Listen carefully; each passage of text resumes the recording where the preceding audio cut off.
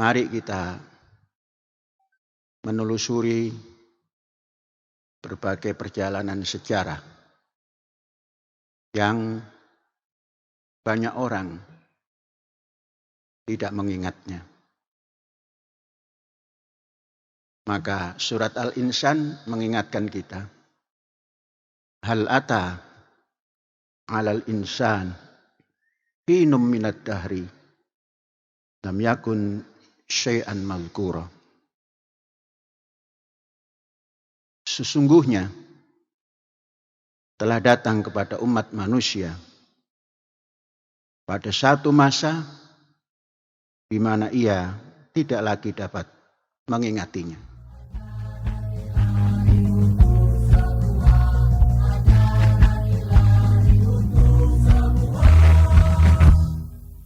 Saudara-saudara, dalam Idul Fitri tahun ini 2022 yang bertepatan dengan 2 Mei, bulan Mei diperingati banyak orang. Ada hari buruh, sehingga di mana-mana diperingati. Kemudian bulan Mei juga diperingati oleh warga Israel karena di tanggal 14 sore hari bulan Mei tahun 1948, tokoh pelanjut daripada Zionis, David bin Gurion, menyampaikan deklarasi tentang berdirinya sebuah negara, yaitu tanah Israel. Maka bulan Mei banyak diperingati oleh orang. Saudara-saudara, dalam kesempatan Idul Fitri kali ini, mari kita menelusuri berbagai perjalanan sejarah yang banyak orang tidak mengingatnya. Maka surat Al-Insan mengingatkan kita, hal ata alal insan hinum minad dahri lam yakun syai'an mazkura. Sesungguhnya telah datang kepada umat manusia pada satu masa di mana ia tidak lagi dapat mengingatinya. Itu surat Al-Insan. Saudara-saudara, dalam kehidupan umat beragama itu bisa mencatat sejarahnya masing-masing. Sejarah yang dikatakan perjanjian lama, Mi'ad Al-Qadim, perjanjian lama, yang mulai ditulis bermula daripada kejadian alam semesta, ditetapkanlah hari-hari di mana Tuhan menciptakan alam semesta. Kemudian ditetapkanlah hari itu dimulai daripada terang dan disudahi daripada gelap. Terang itu dinamakan Yom, kemudian gelap dinamakan Lajilah. Kemudian perjalanan perbuatan itu mencapai titiknya, sehingga dunia dan seisinya mulai tertata. Kemudian makhluk dimulai, yakni makhluk ilahi yang kemudian diistilahkan Adam. Sesungguhnya Adam itu adalah gambaran bahwa makhluk ilahi, yakni umat manusia ini diawali dari Adam. Adam itu tanah. Adam itu tin. Adam itu turab. Maka jadilah umat manusia. Umat manusia dalam sejarahnya dihimpun dalam berbagai fase. Ada fase 5.000 sampai 7.000 tahun sebelum Masehi. Diawali dari baik itu Adam, Nuh, sampai kepada Ibrahim. Dan ujungnya adalah Isa alaihissalam. Di dalam perjalanan itu, yang tercatat dengan rinci adalah Ibrahim, yakni Abram, bapak segala bangsa, yang kemudian nanti menjadi panutan seluruh manusia beragama. Baik itu agama samawi, kata orang, baik itu pula agama ardi. Agama samawi, katakan yang paling tua adalah Yudaism atau Yahudi. Kemudian di sela-sela itu, kata orang agama ardi adalah Buddhism. Kemudian berdekatan dengan itu, agama ardi, Taoism. Kemudian ujung daripada abad atau milenium kelima, itu datanglah utusan ilahi. Orang bilang yang menganutnya bernama Yesus. Orang Islam bilang bernama Isa alaihissalam. Isa dibaptis oleh Yahya di Yordania. Dan Yahya terbunuh, digantikan oleh Isa alaihissalam pun kemudian terbunuh. Abram atau Ibrahim, bapak segala bangsa, mempunyai silsilah, menurunkan silsilah. Satu berpusar daripada cucunya, yakni Yakub alias Israel, yang kemudian menurunkan Bani Israel, yang terkenal daripada turunan dari 12 anak daripada Israel, dari Ruben sampai Benyamin. Kemudian kesemuanya itu dinamakan Bani Israel. Mereka tinggal di tempat yang oleh kakeknya telah dibeli. Karena Ibrahim bukan warga daripada Israel yang hari ini, tapi warga Ur Kasdim yang ada di Irak, perbatasan dengan Persia. Kemudian datang mengelana, memulai hidupnya di umur 70 tahun.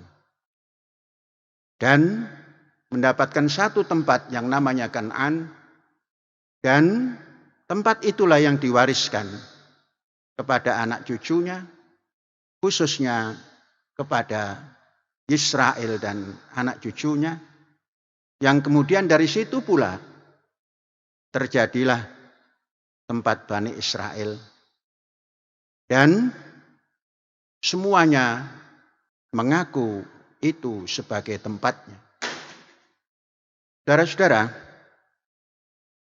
Ibrahim alaihissalam yang kemudian daripadanya menurunkan tokoh dunia yang kemudian disebut oleh orang sebagai king, raja, dan oleh umat Islam sebagai nabi, yakni Daud, yang mulai merintis adanya tempat suci yang dinamakan Yerusalem, dan berusaha untuk membawa bangsanya menempati Yerusalem. diawali daripada anak turun Israel, yakni Yakub, yang semuanya mengalami musim yang tidak mendukung dan semuanya masuk dari Kan'an ke Mesir bergabung dengan Fir'aun. Dari sanalah tumbuh beranak pinak sampai garis turunan Lewi mengeluarkan turunan yang namanya Musa alaihissalam.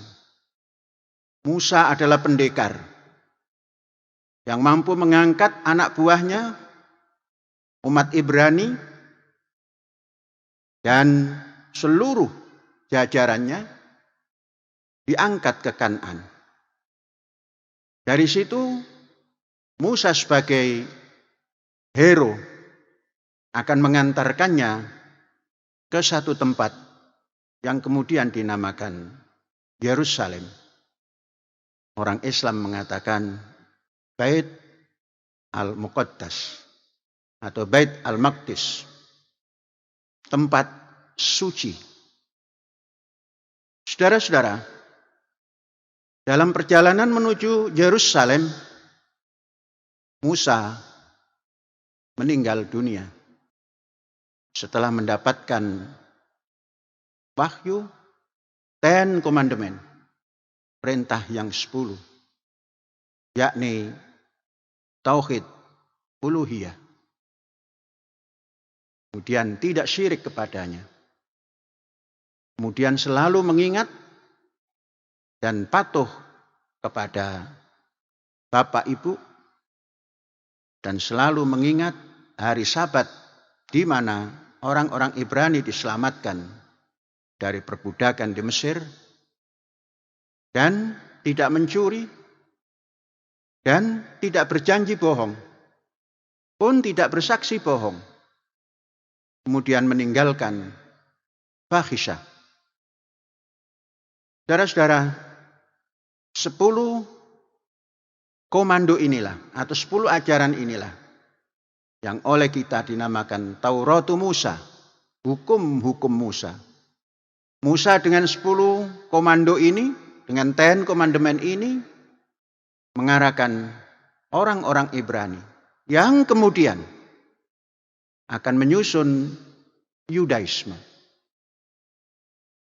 Dari sini saudara-saudara sekalian, bahwa Musa, orang hero, pahlawan yang mengentaskan Bani Israel dari perbudakan, diantarkan ke sebuah tempat, namun belum tercapai. Di sanalah pertikaian antar dari Bani Israel saling berebut kuasa. Sampailah datang Daud. Daud tetap memegang Taurat Musa dengan ditambah Zabur.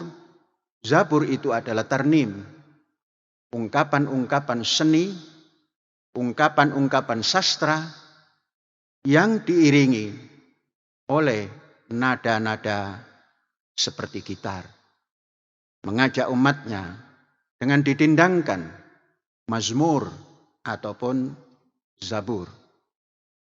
Kita mengenal apa yang dinyanyikan oleh Daud tatkala mengajak umatnya bersatu. Inni matuf wuman naim syafat akhim kamyahat. Alangkah indahnya pertemuan ini, perjumpaan ini, perkumpulan ini yang selalu mengikat persaudaraan yang tidak pernah putus. Disinilah Daud alaihissalam, kita mengatakan, dan orang lain mengatakan King Daud, mempersiapkan dengan kedikdayaannya untuk masuk ke Yerusalem. Namun setelah masuk, belum mampu untuk mendirikan kuil yang untuk tempat sujud mereka menghadap Ilahi.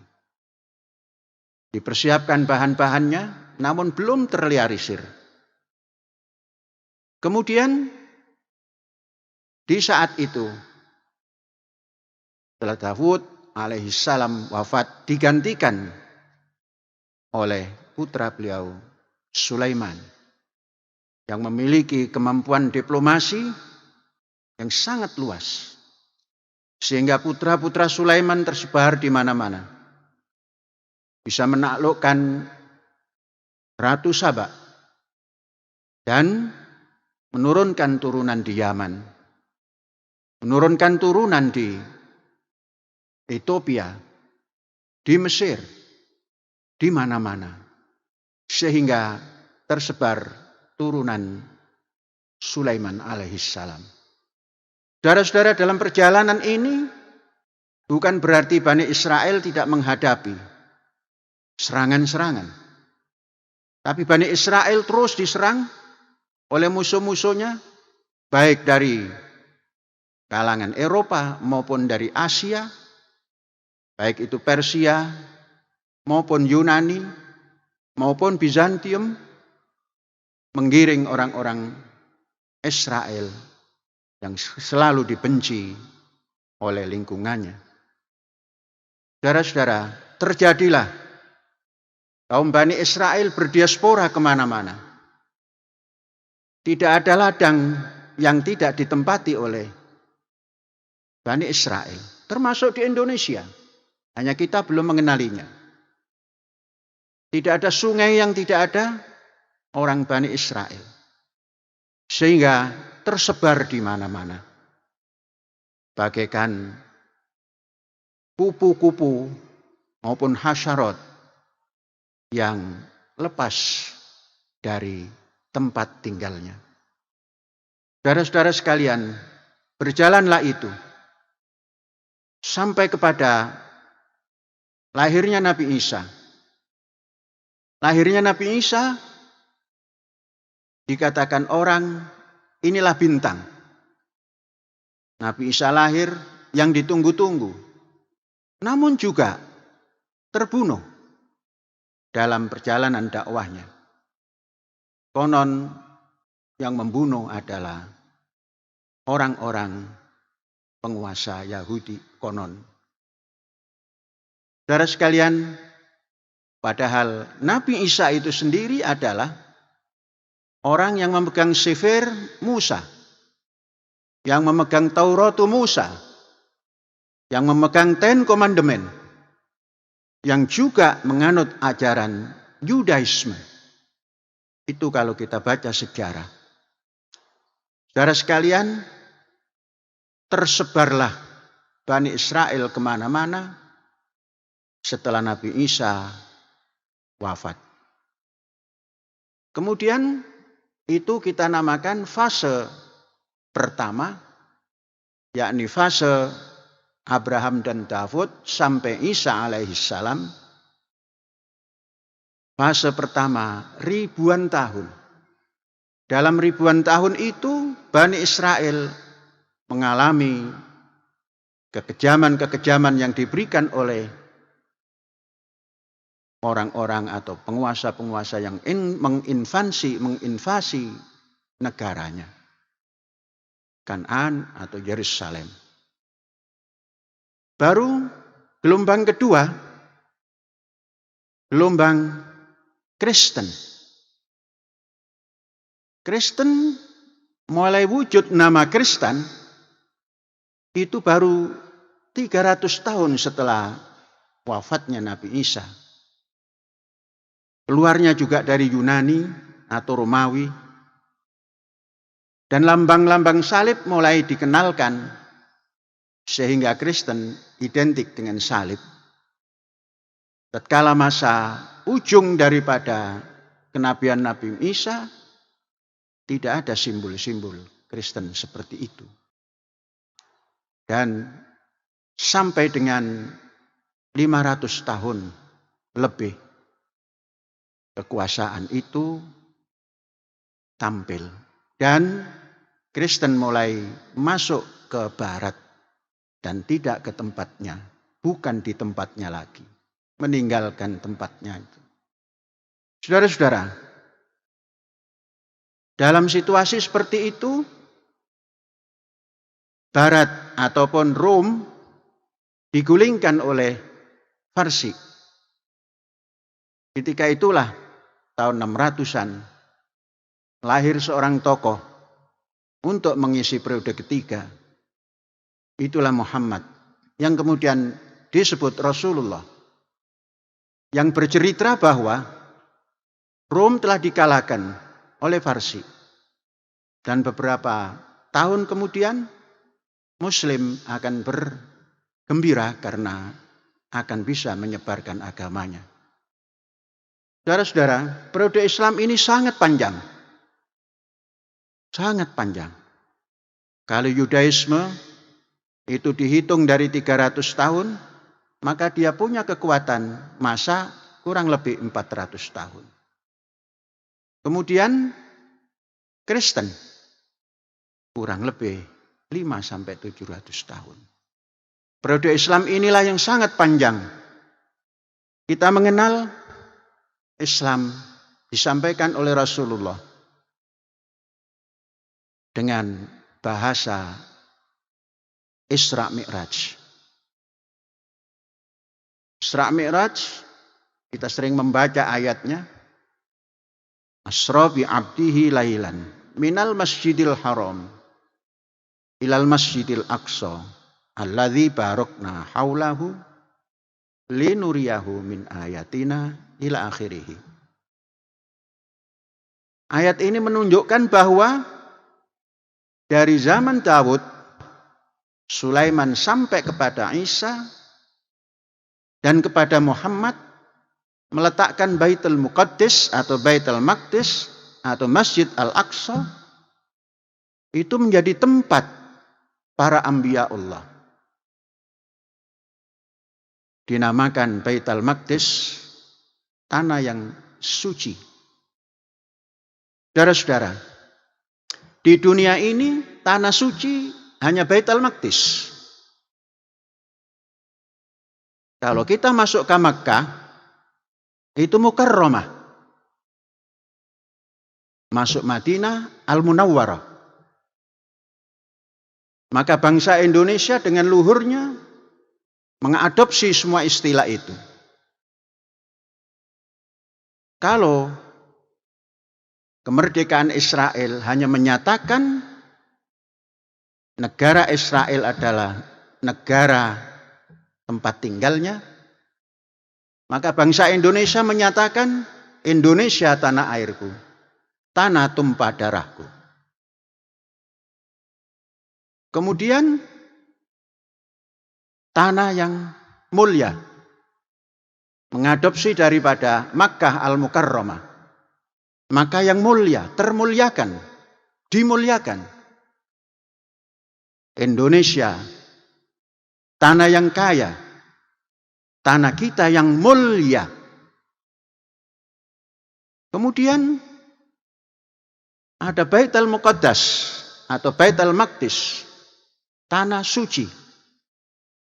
Maka bangsa Indonesia telah meletakkan Indonesia tanah yang suci, tanah kita yang sakti, sesakti Yerusalem. Saudara-saudara, dari sini bangsa Indonesia memiliki filosofi yang sangat tinggi. Menyatukan peradaban dunia. Dari suci, dari mulia. Dari statement bahwa Indonesia tanah airku. Diperjuangkan. Maka karena kita berjuang, maka Indonesia ada. Selama kita berjuang, maka kita akan ada.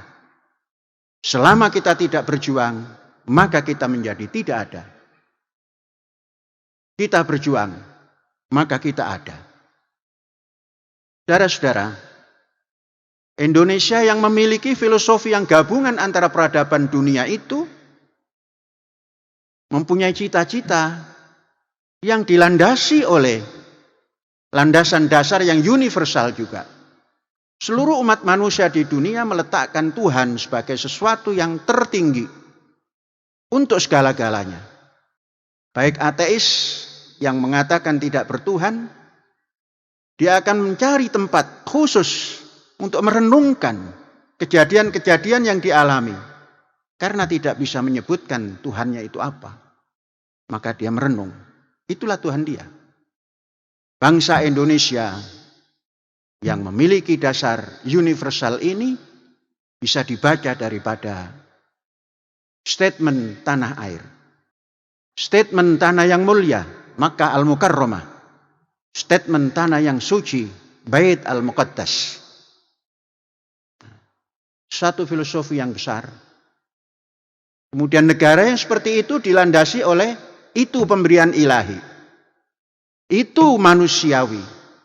Itu persatuan. Dan itulah yang bisa mewujudkan permufakatan.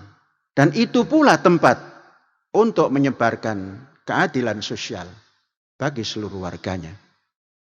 Saudara-saudara, datanglah periode Islam. Rasul Muhammad SAW mempunyai statement dan juga sebagai strategi Ghulibatir Rum. Wahum min ba'di ghalabihim sayaghlibun fi bid'i sinin dan seterusnya yafrahul mu'minun. Setelah Rom dikalahkan dan versi mengintervensi Yerusalem dan Yahudi berdiaspora kemana-mana, Muhammad menyatakan tempat itu adalah tempat suci. Kami berangkat dari tempat yang mukarramah menuju tempat suci untuk take off menuju yang ilahi dan bergabung dengan sahabat-sahabatnya para nabi yang terdahulu dan bercerita min ghairi kaifin wan khisarin. Kalau Ahmad Al-Marzuki mempunyai kidung yang mengatakan wa qabla hijratin nabi al-isra min Makkatin lailan liqudusin yudra wa ba'da isra'in urujun lis-sama hatta ra'an nabiyyu rabban kallama min ghairi kaifin wan khisarin waftarat alaihi khamsan ba'da khamsina farad. Saudara-saudara sekalian, kedatangan Rasulullah SAW mengadakan tabligh dan dakwah. Ud'u ila sabili rabbika bil hikmah wal mau'izatil hasanah wajadilhum billati hiya ahsan. Mengadakan futuhat yang terdekat dan yang terjauh sampai kepada Farsi dan Romi dan juga Palestina. Berubah semuanya. Penerus Nabi Muhammad dinamakan khalifah. Khalifatur Rasul dari Abu Bakar. Di saat Abu Bakar inilah Islam terasa goyang. Para murtadin tidak mau melaksanakan zakat dan ingkar semua. Pada saat itulah Abu Bakar mengadakan pendekatan bil hikmah wal mau'izatil hasanah sampai kembali lagi pada pengajaran dan sunnahnya. Dilanjutkan oleh Umar, terus menghantar ekspedisi untuk futuhat. Terkenallah kita Khalid bin Walid yang kemudian untuk supaya tidak terlalu besar pengaruhnya diganti oleh Usama. Kemudian Umar terbunuh. Dilanjutkan oleh Utsman, masih memegang Khalifatur Rasul. Utsman terbunuh. Dipegang oleh Ali, masih berpegang pada Khalifatur Rasul. Setelah itulah saudara-saudara terjadi macam-macam perkembangan. Ada Bani Umayyah yang klan daripada Abu Sufyan yang tatkala hidupnya menjadi penghalang suami istri terhadap Muhammad Rasulullah. Dan oleh Rasulullah Muhammad sallallahu alaihi wasallam setelah Futuh Makkah diposisikan sebagai orang terhormat. Dan setelah Khulafaur Rasyidin dia mengiklankan sebagai khalifah. Kemudian membentuklah Bani yang sudah tidak lagi seperti Khulafaur Rasyidin. Semua diambil daripada klan Umayyah. Sampai datang Abbasiyah. Abbasiyah diambil dari paman Rasul, yakni Hamzatu ammuhu wa Abbasun kadza. Paman Nabi itu namanya Hamzah, juga Abbas. Keluarlah Abbasiyah. Tampil dari Khurasan, Abu Muslim al-Khurasan dari Iran atau Persia bagian selatan. Kemudian mengangkat klan daripada Abbas yang kemudian menjadi Abbasiyah, termasuk juga kerajaan yang berdasar klan. Saudara-saudara, dari Abbasiyah ini terjadi pertikaian dengan Umayyah. Umayyah menyeberang sampai menemukan Londolus, orang Arab mengatakan Andalusia. Kemudian terkenal dengan Hispania atau Spanyol. Di barat ada kekuasaan Umayyah yang tidak terjangkau oleh Abbasiyah. Di timur dikuasai oleh Abbasiyah. Yang kesemuanya sudah lepas daripada sistem kekhilafahan yang dilakukan oleh Khulafaur Rasyidin. Saudara-saudara sekalian, dari Abbasiyah tumbuh pula Fatimiyah di Mesir. Sejak Fatimiyah inilah maka periode selanjutnya, periode perang salib. Dalam periode Fatimiyah itu tumbuh perang salib. Melunaskan daripada dendam. Di mana Islam atau Muslim pernah berkuasa di negara Nasrani, yaitu Andalusia, kemudian Portugal, kemudian Faransa, sebagian Jerman dan sebagainya.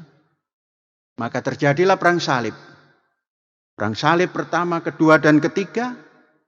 Tampillah periode Salahuddin al-Ayyubi, orang bilang Saladin. Dialah yang mengangkat daripada kejayaan Islam yang terpuruk oleh perang salib. Ditunaikan oleh Salahuddin al-Ayyubi yang terkenal dengan toleransi terhadap sesama umat manusia. Saudara-saudara sekalian, dinasti Salahuddin al-Ayyubi selesai. Maka terjadilah dalam Islam perkembangan lagi, yakni Mamluk, yaitu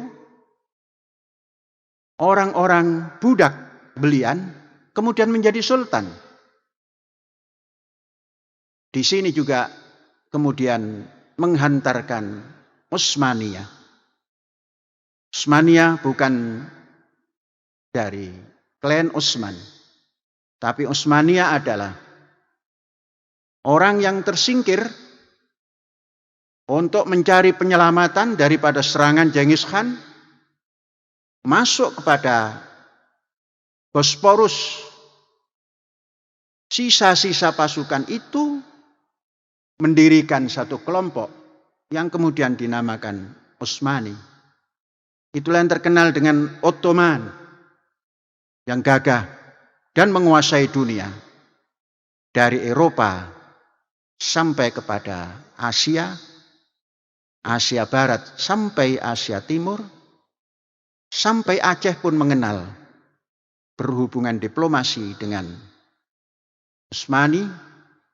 Juga sultan-sultan di Indonesia mengadakan hubungan diplomatik dengan Utsmani.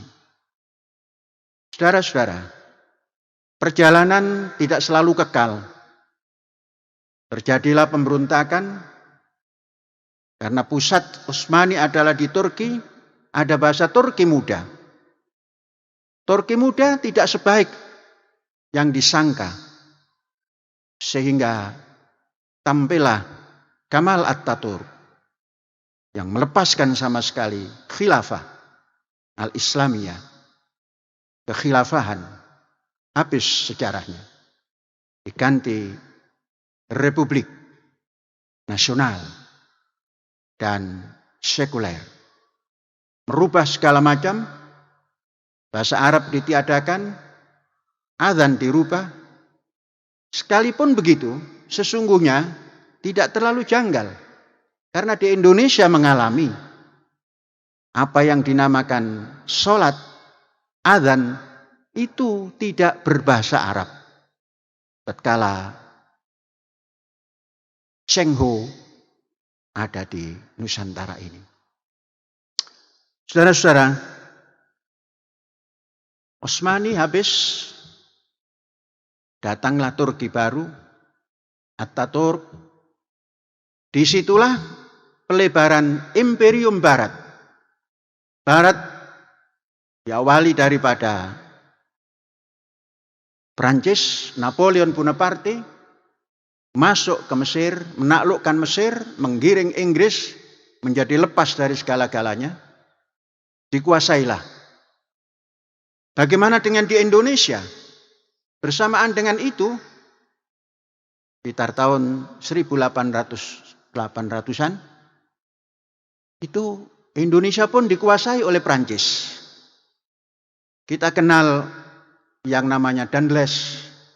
Danles adalah penguasa yang dikirim oleh adik daripada Napoleon Bonaparte untuk menggantikan mahkota Belanda yang ada di Hindia Belanda ini. Maka beralihlah kekuasaan kepada Prancis. Saudara-saudara, tidak lama daripada itu pergolakan. Terjadilah Perang Dunia Pertama. Jerman dinyatakan kalah dan harus membayar pampasan perang tahun 18. Tidak lama setelah itu terjadi Perang Dunia Kedua, lagi-lagi Jerman. Saudara-saudara, Jerman terkenal dengan politik Holocaust, pembasmian orang Smith. Tapi itu sudah dalam zaman modern. Zaman pramodern, tentunya setelah revolusi Prancis, di Rusia terjadi pogrom. Pogrom itu artinya sama dengan Holocaust. Penghancuran Smith.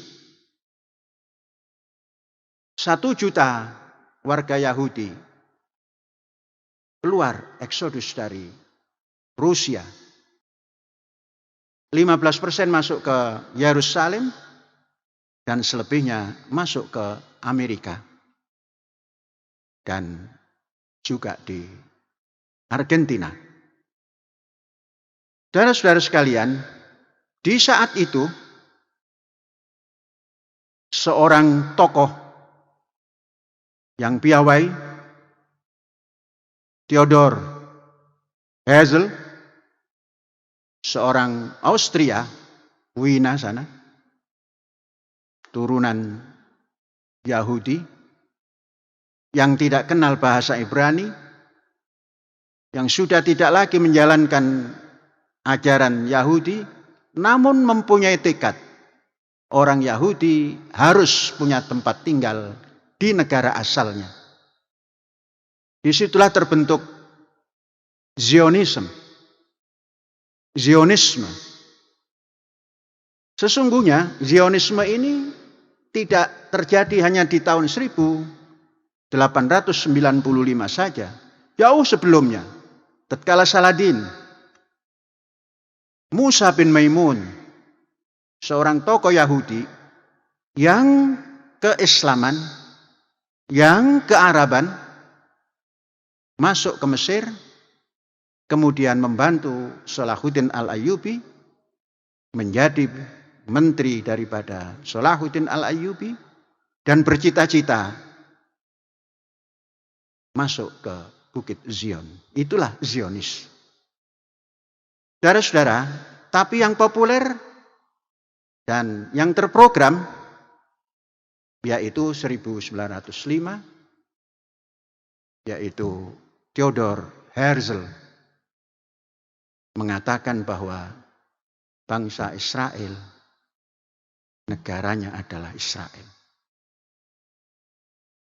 Maka diceritakan tadi, Yahudi yang dari Rusia berdatangan ke Yerusalem. Saudara sekalian, sebelum Yahudi dari Rusia datang ke Yerusalem, sporadis cita-cita Zionis. Apatah lagi tatkala dalam sidang terakhirnya Perdana Menteri daripada Inggris, tatkala itu masih jadi Perdana Menteri, Balfour, menjanjikan bahwa tidak bisa masuk ke Yerusalem, tapi diberikan tempat yang namanya Uganda dan Kenya. Herzl menerima. Dalam hati sementara diterima. Tapi tokoh-tokoh yang dari Rusia, yang masih muda-muda, yang disponsori oleh David bin Gurion, menolak.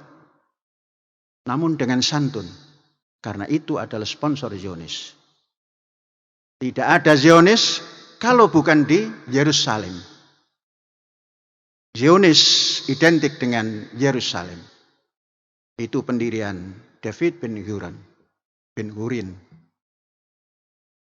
Saudara-saudara, perjalanan yang begitu lama meninggal Theodor Herzl di usia 44 tahun, maka dengan sigap tokoh muda yang aliran sosialis, yang fasih berbahasa Ibrani, yang taat kepada ajaran Taurat, tampil.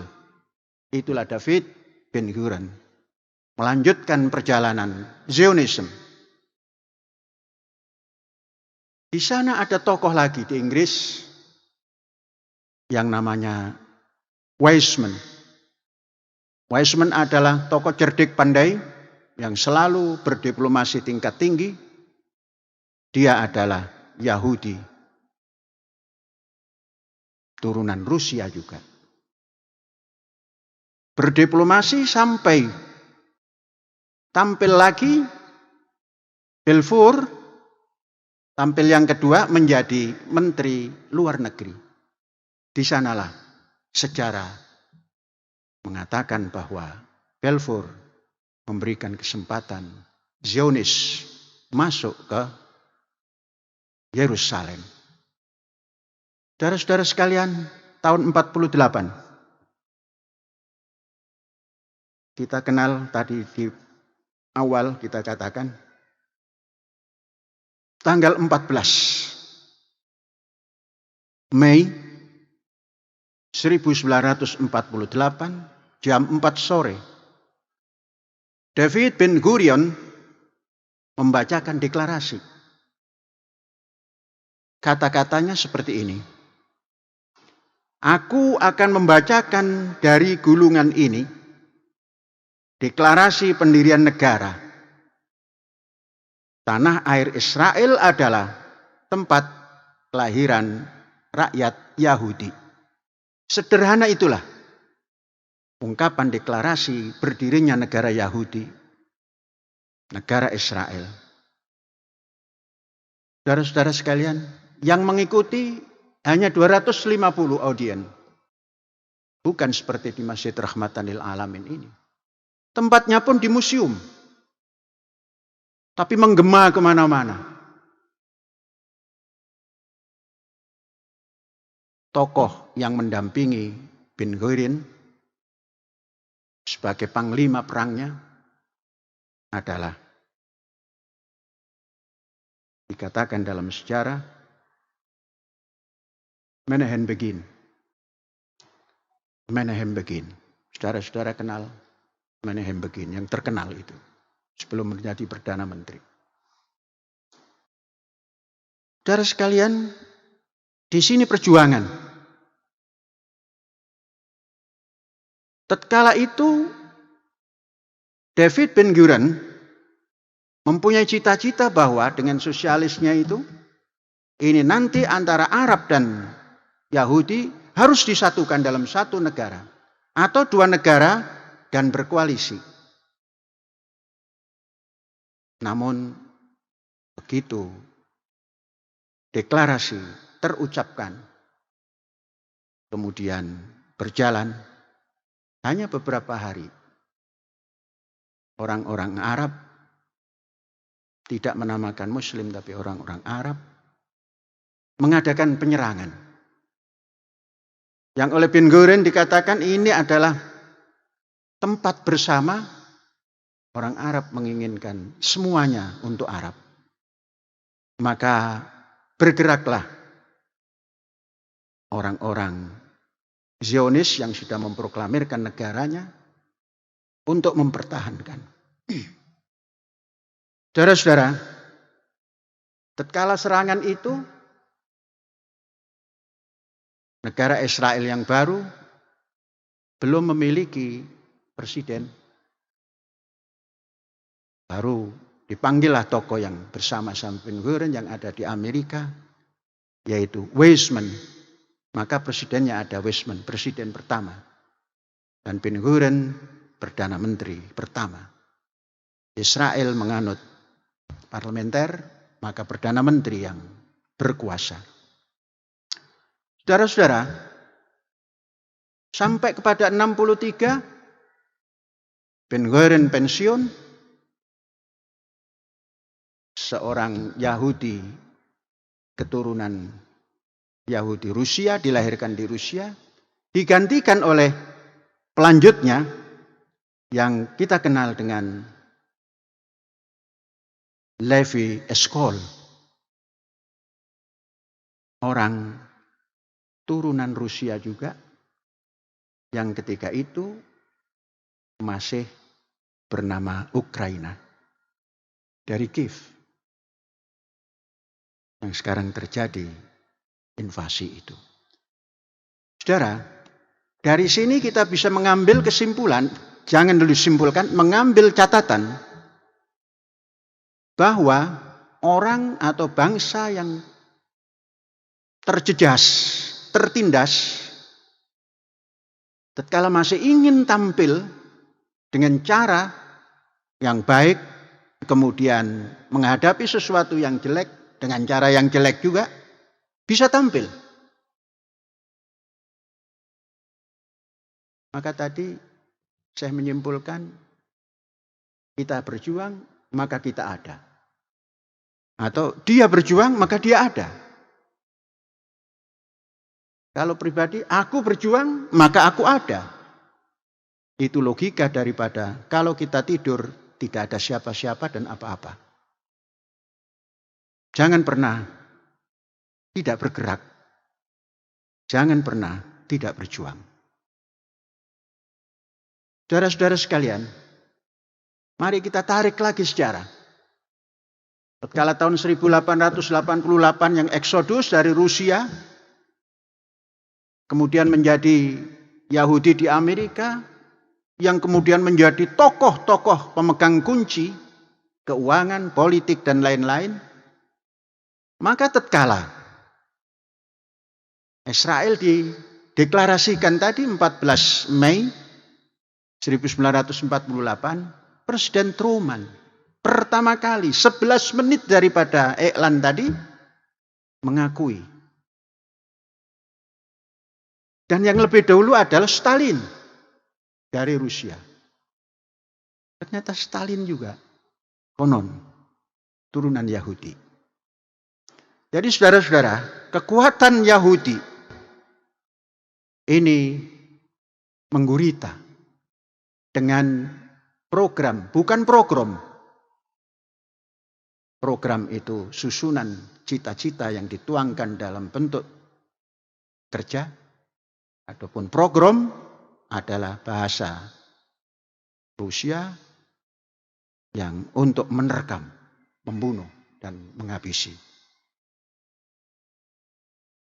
Dari Rusia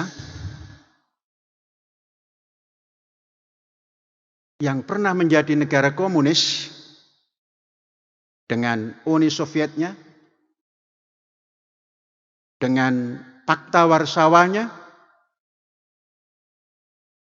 Eropa Timur menjadi kekuatan Uni Soviet, dan Eropa Barat menjadi kekuatan NATO yang dipimpin oleh Amerika Serikat. Dengan program juga, Uni Soviet hancur dari dalam. Maka tampillah hari ini yang kita saksikan negara baru yang namanya Rusia. Yang kita dalam benak masih tertanamkan Rusia adalah palu arit. Tapi ternyata setelah kita ikuti perjalanan, Rusia bukan palu arit. Rusia adalah Kristen Ortodoks terbesar di dunia. Kristen Ortodoks adalah Kristen yang sangat dekat kepada Islam karena ajaran-ajarannya yang ortodoks itu yang mengikut sunnah Nabi Isa, memberikan banyak pelajaran kepada Nabi Muhammad yang kemudian diambil oleh Nabi Muhammad sebahagian. Maka ajaran Nabi Muhammad bukan ajaran baru. Beliau adalah punya nama Sayyiduna Aqib. Aqib itu akibah. Yang melanjutkan. Jadi sustain dari dulu sampai sekarang. Maka dikatakan agama Ibrahim adalah Islam. Semua yang dianut oleh Bani Ibrahim adalah Islam. Saudara-saudara, Ibrahim alaihissalam dari sisi Israel menurunkan Daud, menurunkan Isa. Dari sisi Ismail terus ketemulah Muhammad. Maka kalau silsilah itu dibuat seperti silsilah Isa, Isa bin Daud bin Ibrahim. Masih ada satu penyelang. Kalau Muhammad bin Ismail bin Ibrahim. Jadi penyelangnya dekat. Saudara-saudara, ini perlu disampaikan agar kita tidak alergi mendengar Zionisme. Satu bangsa yang tertekan, yang tidak punya negara, yang di mana negara dia tinggal, dia dijadikan sasaran pembunuhan massal di Jerman, di Rusia, di mana-mana. Kemudian ingin mempunyai negara, dia membaca sejarah yang terlupakan oleh orang. Sejarah itu menunjukkan bahwa tempat Ibrahim yaitu Kan'an, tanah yang dijanjikan untuk turunannya, yakni diserahkan kepada Yakub alias Israel. Bacalah sejarah dengan nalar sehat, dengan nalar yang logik, jangan dengan emosi, sehingga kita mampu untuk memecahkan persoalan yang tumbuh. Kita punya negara Indonesia sampai hari ini belum mengakui keberadaan negara Israel. Tapi telah mengakui negara yang belum dinyatakan merdeka. Logika belum bisa menerima. Alangkah indahnya kalau negara kita ini dengan berpikir jernih, menelusuri dari akar pangkalnya, kemudian membuka hubungan diplomatik, dan bisa menyelesaikan persoalan-persoalan yang belum terselesaikan. Sebab Indonesia adalah gabungan dari Makkah dan Yerusalem. Dari Madinah, Makkah dan Yerusalem. Nabi Muhammad mendirikan negara dinamakan Madinatul Rasul. Nabi Dawud mendirikan Yerusalem dan isinya dinamakan Madinatu Dawud, kota Dawud. Madinatul Rasul.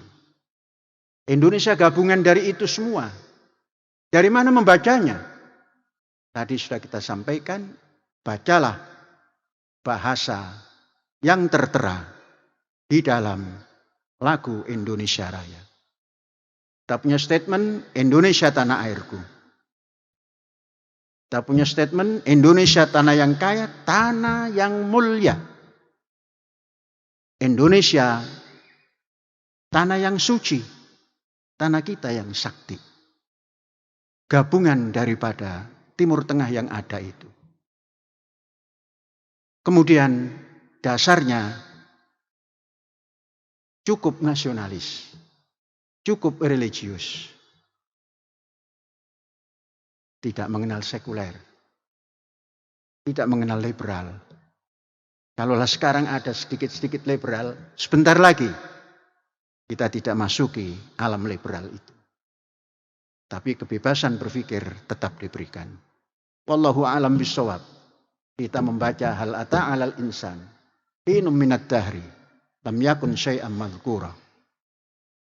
Kita membaca supaya tidak terlupakan perjalanan ini, dan tatkala kita tidak melupakan sejarah, maka peta sekecil apapun kita bisa membaca dan memberikan tempat itu namanya ini. Pentingnya sejarah. Bung Karno mengatakan jas merah, jangan sekali-kali melupakan sejarah. Ajaran ilahi mengatakan siru fil ardi fanzuru kaifa kana akibatul mukadzibin. Allahu a'lam bishawab.